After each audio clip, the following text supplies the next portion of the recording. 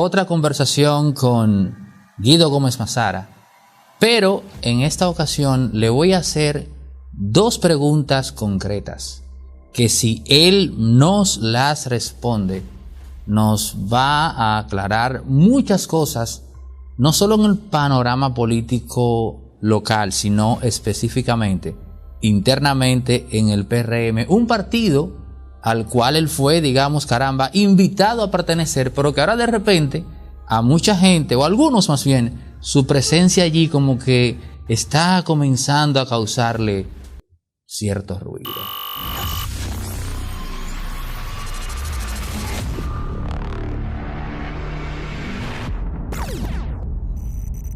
Guido, el tema de las declaraciones de Juan Bolívar Díaz, él dice que fue sacado de contexto. El equipo de producción tuvo que fumarse 1 hora y 30 minutos para verificar si en verdad él fue sacado de contexto. Pero ciertamente él dijo, si me nombran un PRMista, yo renuncio. ¿Cuál fue tu primera impresión cuando tuviste frente a esas declaraciones? Okay. Primero, gracias por la invitación. Y de inmediato te respondo. Yo soy de las personas que hacia lo interno del partido he discutido la idea de que, contrario a la presunción de no poseer las destrezas del lugar, en el partido tenemos la gente con formación, con preparación, con adiestramiento y con capacidad. Y he dicho, fíjate que una respuesta desde el punto de vista inicial político-partidario, que mi partido, como no tiene una escuela de formación política, que es un instrumento de adiestramiento de la dirección media y de la base, no tiene mucha autoridad moral para hacer ese tipo de requerimientos. En el caso específico de Juan Bolívar, yo me alegro de que él se haya retractado. Yo conozco perfectamente la diáspora dominicana. En España creo que tenemos productos políticos exquisitos, con preparación, con adiestramiento, con lealtad al partido. Y yo aplaudo que él se haya retractado, porque yo conozco a Juan Bolívar desde que yo era un niño. Y tenemos inclusive hasta una relación de cercanía. Él es de un batey que se llama Alejandro Vaz, cerca de Consuelo. Y mi familia es de Consuelo. Y en el justo balance de sus créditos como profesional, yo reconozco que Juan Bolívar Díaz es una persona que siempre ha estado al servicio de las mejores causas de este país, en épocas de muchísima dificultad. Y siento que él posee las credenciales para el justo desempeño. Él había sido anteriormente embajador en Perú. Gobierno de Jorge Blanco, si no me equivoco. Sí, correcto. Okay. Pero es una persona, reitero, que goza de mi aprecio, mi consideración. Cuando voy a España converso mucho con él, pero me alegro que se haya retractado, porque es una persona que tiene sensibilidad y formación al respecto. Claro está, la primera reacción de todos los compañeros y de las compañeras, incluyéndome, fue no compartir ese criterio. Repito, gracias a Dios, él se retractó. Cuando llegas al PRM, ¿recuerdas ese momento? Claro.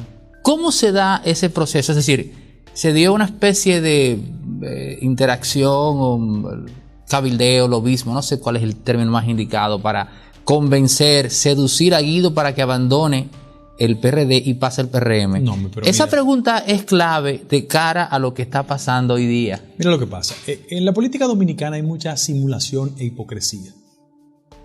Cuando acordamos el proceso de reducción del viejo partido, entre las personas que tácticamente nos quedamos, el que tenía mayor energía para el combate y para ir a los tribunales, por mi formación jurídica y mis humildes conocimientos en materia de comunicación, era yo. Pero quiero decir que yo soy una persona lo suficientemente discreta. Pero en el partido sabe quién por muchos años iba todos los jueves a mi casa, iban, hablo en plural, 2 personas, con la intención de construir la estrategia de disminución del viejo partido para hacer crecer el nuevo partido. Es decir, cuando yo decidí dar el salto, fue el resultado de que en la táctica habíamos conseguido la meta, disminuir de tal manera la simpatía del viejo partido para ingresar al nuevo partido. Detente ahí. Tú estás revelando que tu permanencia en el PRD fue un asunto estrictamente táctico. Claro. Tú tenías la decisión de abandonar ese partido, pero te quedaste allí cumpliendo una misión. No, más que cumplir una misión, era un acto de convicción personal. Yo comprendo eso, pero tenías la misión. Pero fue compartido con actores fundamentales de este proceso. Yo te doy un ejemplo. ¿Se puede saber los nombres? No, lo que uno habla con figuras públicas importantes que hoy ocupan posiciones de sección siempre será materia de discreción. Pero déjame decirte lo siguiente. Con quien yo postulaba mis recursos en el Tribunal Superior Electoral eran, entre otros, Antoliano Peralta. ¿Dónde está? Consultor jurídico del Poder Ejecutivo. Luis Soto. ¿Dónde está? Ese está... El DNI, jefe del DNI. Sí, del DNI, ok. Andrés Astacio. ¿Dónde está? Energía y Minas. CDE, el Sí, vicepresidente. Energía y Minas. El sentido común te dice a ti que era una acción coordinada. Pero un político tiene que exhibir el nivel de discreción suficiente para los aspectos estratégicos no decirlo. Sí, no decirlo, pero espérate, porque tú también manejaste un discurso durante todo ese tiempo en el PRD de defensa del PRD, Sí, de claro. que Miguel, aquí, Guido, yo no sé si tú has caído en cuenta en una contradicción propia, porque tú acusabas a Miguel Vargas Maldonado de que con su accionar, el que tú describías, ¿no?, estaba debilitando y llevando a la nada al partido que José Francisco Peña Gómez llevó a ser la principal fuerza de la oposición. Pero tú también estás diciendo que tu misión o que tu meta era debilitar ese mismo partido. O sea que en la práctica tú estabas haciendo estabas produciendo u ocasionando lo mismo que de lo que acusabas Ahí no hay a ningún Miguel. tipo de contradicción, te voy a explicar. ¿Tú copiaste el razonamiento? Perfectamente. Okay. El derrumbe ideológico del partido encontró en Miguel Vargas el componente perfecto de esa degradación partidaria. Y como él había traicionado la ruta histórica del partido, el proceso de transferir, repito, de transferir esa voluntad pasaba por el tamiz de que la sociedad y la base del partido conociera las falencias de Miguel, sus prácticas autoritarias y su vínculo con el PLD, que no era gratis. Y quizás en menos de un mes la gente va a saber por qué no es gratis. Que todo comenzó con un famoso préstamo en el Banco de Reserva, ¿tú recuerdas? Hay un tema por ahí también que he escuchado siempre, de que hay un expresidente que fue el que sirvió de, digamos, de asesor de bienes raíces para la venta de la fastuosa casa que tenía Miguel Vargas en La Romana. O sea que yo no conozco esos detalles. Ahora, el político es el siguiente. Vamos a ver. Que en aras de perpetuarse en la jefatura del partido sin ningún tipo de legitimidad, él hizo acuerdos con el PLD. Acuerdos que comenzaron porque en este país la gente tiene una memoria muy corta. Con el pacto de las corbatas azules, que eso se tradujo en una distribución vulgar de cuotas de poder en las altas cortes. Y como yo entendía que el sentido histórico del partido se había pervertido, yo hice el esfuerzo de competencia interna, no pude competir, y cuando al final se disminuyó, hice el paso oficial hacia el PRM. Eso no tiene que ver nada con contradicción frente a mis argumentos y la postura que yo impugno a Miguel. Porque yo hoy, vuelvo y lo repito, hoy, constituye un acto de desfachatez, derrumbar 80 años de historia en una lógica de hacer un partido chiquito para grandes negocios. ¿No estaría actualmente Danilo Medina enrumbando al PLD por un camino similar? Mira, Neudi, el problema fundamental de los políticos dominicanos es que tienen una vocación por tropezar 20 veces con la misma piedra. Yo soy muy respetuoso de lo que pase en los otros partidos, pero las figuras políticas fundamentales en este país son egocéntricas y ellos sienten que sin ellos la sociedad no camina, están muy equivocados. Y porque se dilatan tanto en el centro del debate político, afectan los relevos. ¿Cuánto duró Peña? ¿Cuánto duró Balaguer? ¿Cuánto duró Bosch en el centro del debate político? Y eso impidió una generación de relevo. Lamentablemente, muchos de los políticos que le han sustituido tienen pocas de sus virtudes y muchos de sus defectos. Te doy ejemplos. Leonel Fernández en el 96 fue presidente. Estamos en el 2022. Danilo Medina era presidente de la Cámara de Diputados en el 91. Estamos en el 2022. Hipólito Mejía fue presidente de la República en el 2000. Estamos en el 2022. ¿Tú entiendes? En la sociedad norteamericana eso no es posible. En la sociedad europea eso no es posible. En Colombia eso no es posible. En México un sexenio usted se va. Es decir, los líderes políticos dominicanos tradicionales lo que quieren es estructurar partidos políticos a imagen y semejanza de sus intereses. Y yo aspiro que los que representamos una nueva generación asimilemos esos errores y construyamos partidos para la sociedad, no estructuras al servicio de una persona. Eso ha pasado con Danilo. Pero puedo ahí intuir, digamos, cierto atisbo también de antinomía o contradicción. Vamos a ver, tú, Guido Gómez Mazara, ¿tú te ves a ti mismo como un relevo, estrictamente hablando? Bueno, quien tiene que determinar eso son los ciudadanos. Uno nunca es un juez de su propia causa. Lo que pasa es que yo pienso que la política tiene ciclos. Y yo viéndome en el espejo de los líderes tradicionales, yo quisiera a su edad estar escribiendo mis memorias. Tengo siempre pendiente una novela que nunca he podido avanzar en la velocidad y hacer una contribución no solo desde el punto de vista de la militancia político-partidaria, como ciudadano. Qué sé yo, Felipe González dejó de ser jefe de gobierno español y escribe libros. Zapatero escribe libros. Bill Clinton da discursos. Obama lo hace. Coaching también. ¿Por qué aquí tiene que durar 30 y 40 años en el centro del debate? Eso le hace daño. Eso ha servido como un tapón en el desarrollo político dominicano. Pero tal vez la mitad del problema resida en la sociedad. Porque así como tú haces ese juicio que cuestiona al político que se resiste al ciclo histórico, a perdurar más allá de... También la sociedad tiene que ser consciente de eso, decirse, bueno, pero ven acá, pero ya nosotros le dimos 8 años a Danilo Medina, le dimos 3 periodos a Leonel Fernández. ¿Qué es lo que busca esta gente alzando la mano? Yo todavía, no. O sea, sin embargo, Aneudi, hay segmentos de la sociedad que han experimentado procesos de relevo. Tú vas al sector empresarial y percibes relevo. En los medios de comunicación hay relevo. En la sociedad civil hay relevo. En la clase política hay una perpetuación de figuras que cuando no tienen posibilidades quieren administrar los procesos. Eso es terrible. Entonces yo lo que estoy impulsando hacia lo interno de mi partido, por ejemplo, contracorriente, porque las élites siempre se resisten a los cambios, siempre. Lo que hay que exhibir es la inteligencia suficiente para esquivar los obstáculos y seguir avanzando. Frente a eso, mi sugerencia es que mi partido, a mí poco importa la resistencia. La idea de hacer un partido incluyente, vinculado a los sectores populares, que profundice las conquistas democráticas, que garantice una auténtica institucionalidad del país, que aplauda la independencia del Ministerio Público, que inserte a los compañeros en el aparato del Estado en función de sus calidades, de su competencia, pero que se les retribuya el esfuerzo. Esas son mis humildes aspiraciones. ¿Tú apoyarías de manera categórica y clara una reelección de Luis Abinader? Mira cuál es el inconveniente, para que tú veas. Si yo aspiro a una posición institucional en el partido, tengo que ser árbitro.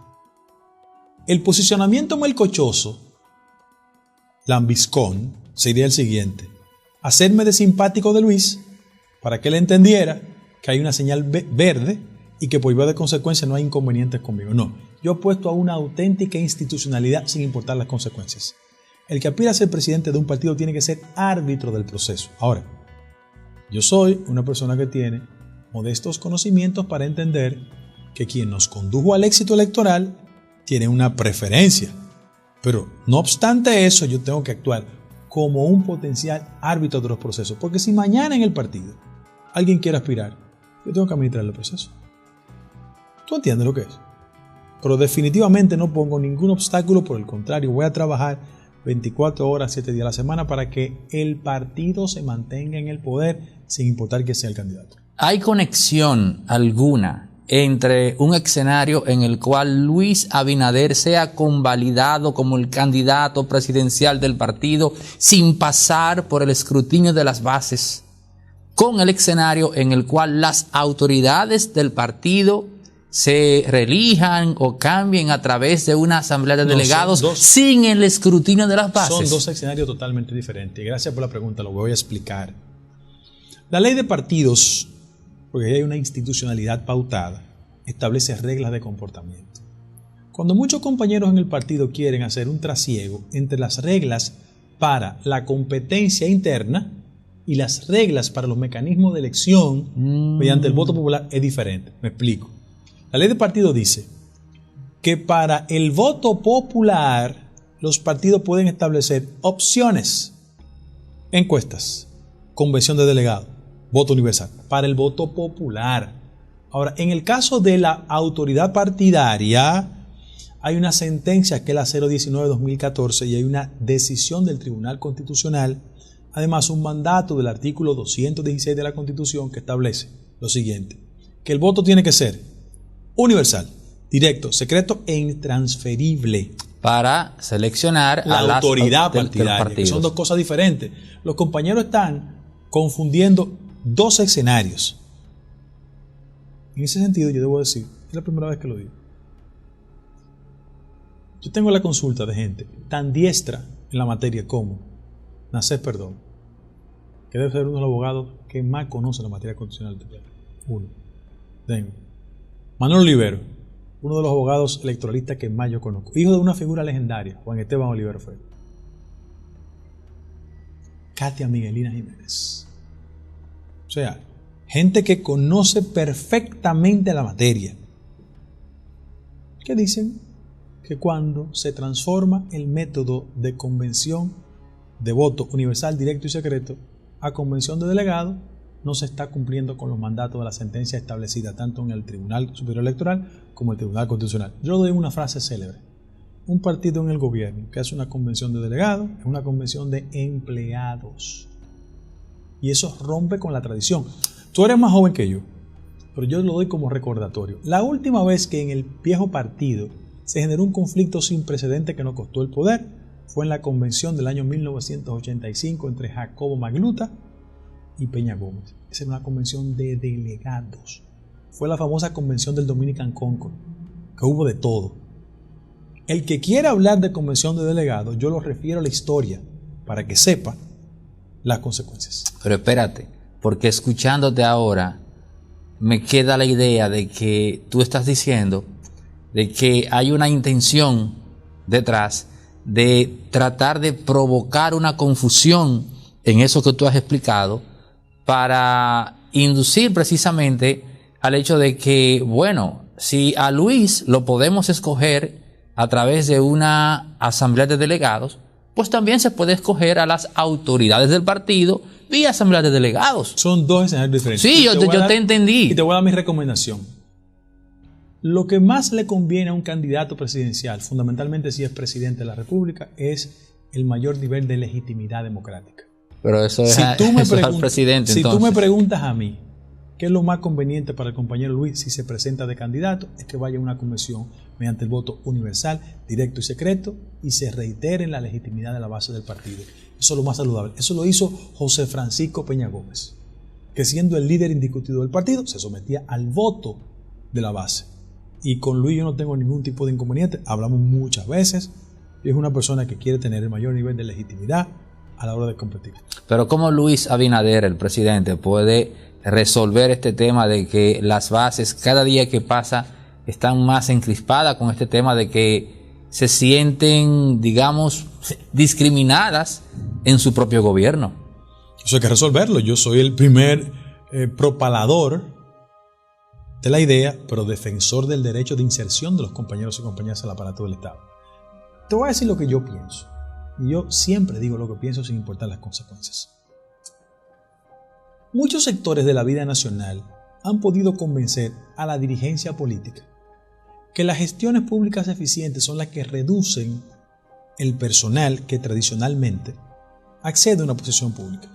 Pero en países como los nuestros, desiguales, pobres, marginales, la práctica política es un mecanismo de inserción de la gente históricamente excluida. Pero además, ponte a pensar cuál es el escenario social y económico de la República Dominicana hoy en día, para que tú veas cuán importante es garantizar, no botellas, inserción en el trabajo digno, que es una forma de generar la tranquilidad y paz social que nosotros requerimos hoy día. Aneudi, este es un proceso inflacionario.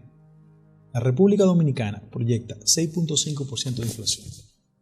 ¿Qué habrá de significar eso? Que no obstante el crecimiento económico que hemos experimentado, 10%, de una restauración de la ocupación hotelera, de un incremento de las remesas, que es una señal importantísima, el tema inflacionario sigue golpeando el bolsillo y el estómago de la gente. En el viejo partido, ¿cuál es el recordatorio funesto? ¿Quién te subió aquello? No, la crisis del 84 primero, okay, sí, primero con Bernardo Vega, de gobernador del Banco Central, y la crisis del 2003, en la que yo era parte del gobierno. ¿Y cuál fue el argumento posterior? ¿Quién te subió el arroz? ¿Quién te subió los pollos? ¿Quién te subió los huevos? Entonces, nosotros tenemos que recordar que en la pirámide social dominicana, el partido nuestro es el partido de los pobres, de los de abajo, de los fuñidos. Se gobierna para todo el mundo, pero hay que tener prioridades. En una sociedad desigual, ¿cuál era la crítica que le hacíamos al modelo del PLD? Que era un crecimiento con desigualdad, porque pocas manos concentraban el crecimiento. Nosotros le dijimos a la sociedad que este partido, cuando llegara al poder, iba a generar mayor oportunidades. Claro está, nos tomó una pandemia, una crisis sanitaria, crisis económica, y hay que implementar acciones positivas. Yo respaldo muchas las acciones del presidente de la República y creo, y se me va a caer la lengua, se lo he dicho de manera privada, que hay que hacer un esfuerzo este año para que la inversión social golpee a los sectores más populares de manera favorable. Dos temas ahí que obligan una pregunta. ¿Qué llevó a Luis Abinader a ese discurso en el cual le anunció a República Dominicana que quedaban ya levantadas las medidas restrictivas y que luego se evidenciara que ni el Gabinete de Salud ni el Ministerio de Salud sabían o estaban al tanto de que el presidente venía con eso? La verdad es que yo no he conversado con él sobre el tema. Mi intuición me indica pensar lo siguiente: que hubiese sido mucho más efectivo que esa respuesta la diese el Gabinete de Salud, aunque el presidente estuviera presente. Te voy a decir por qué. Porque el tema sanitario es un tema de salud pública, tan elemental como eso. Las reacciones el país las conoce perfectamente, y yo creo que cuando el presidente, y se lo he dicho privadamente, cuando el presidente se expone a ser presidente y relacionista público de su gobierno, eso podía crear las condiciones de agotarlo hacia el 2024. Que en su cercanía debe haber gente, y existe, que tenga un proceso de mayor entendimiento de la cultura política dominicana y tenga una mayor capacidad de bien comunicarle a la sociedad. Pero mira, eso que estás diciendo es grave. Tú estás diciendo, es una conclusión lógica, straight to the point, que esa exposición innecesaria de Luis Abinader de cosas que bien puede delegar en sus funcionarios lo compromete de cara a su reelección. Que lo puede agotar. Sí. Y te digo lo que pasa. Que el presidente ¿Y tú quieres algo más nefasto para tú conseguir tus metas que estar agotado? Por eso el presidente tiene que contar con más apoyo político en su actuación. Mira, te voy a decir, yo siento a veces a Luis que está muy solo en la gestión de gobierno, o que muchos de sus funcionarios no entran en sintonía con su interés. Te voy a dar ejemplos. Yo pienso que ilustran mucho más que la palabrería. Hay gente en la administración que siente que una gestión eficiente está íntimamente vinculada con la inversión que hace en las redes de su gestión. Las redes sociales tienen un impacto, pero la transformación de una política pública es efectiva cuando transforma a la gente. Entonces, hay algunos funcionarios que invierten mucho tiempo y recursos en creerse que porque colocan una inversión en las redes, la ciudadanía lo acepta. Un amigo tuyo que creó ese precedente. No, pero vamos por partes. Yo pienso que toda la disponibilidad económica que tienen los funcionarios, perfecta, hay que orientarle en una dirección. En un esfuerzo institucional para seguir impulsando la imagen del presidente y la gestión del gobierno. Una última pregunta. ¿Por qué le ha sido tan difícil a la cúpula del gobierno aceptar a las bases del PRM en el Estado? Recuerdo que en los primeros meses incluso se hizo una especie de feria de empleo para los compañeros del PRM.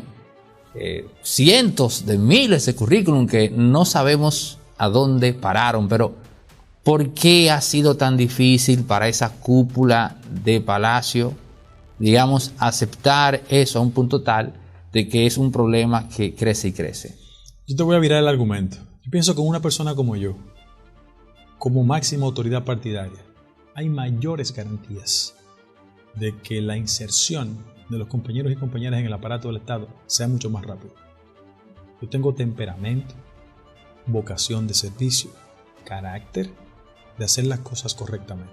No porque el actual grupo de gestión institucional no lo haga bien, sino porque solo tienen que dividir su tiempo entre el partido y la función pública.